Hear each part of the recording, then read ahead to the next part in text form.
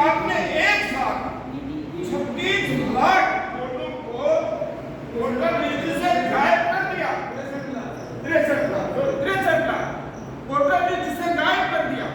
और ऐसे लोग जो मतदाता ही नहीं है और एक मकान का हवाला दे करके आपने 100 वोटरों को वोटर लिस्ट में शो कर रहे थे। तो ये जो प्रक्रिया है, इस प्रक्रिया से देश की जनता को बचाने के लिए, देश की जनता को वास्तविक लोकतंत्र के अंदर सांस लेने का जो एक माहौल है वो देने के लिए हमारे नेता एक राष्ट्रव्यापी अभियान चला रहे हैं।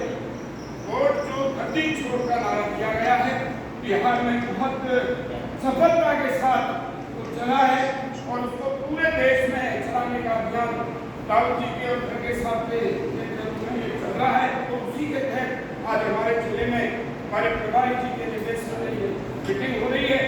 मैं जहाँ तक समझ पाया हूँ कि इस अभियान को जिला स्तर पर जो आज हस्ताक्षर अभियान चल रहा है, इसको हम ब्लॉक स्तर पर शायद ले जाने का भी काम करेंगे और ब्लॉक स्तर पर ये गद्दी छोड़ का जो कार्यक्रम होगा, इसको हम आम जनता को जोड़ करके और सरकार के द्वारा की जाने वाली इन सारी वोट चोरी की प्रक्रियाओं को जनता के सामने रखेंगे।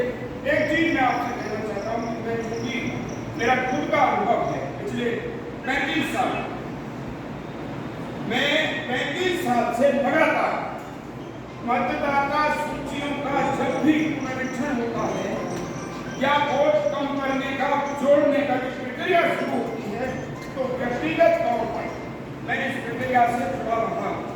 तो जो सरकारी बीएलओ है, वो सरकारी बीएलओ सरकार में बैठे लोगों के इशारे पर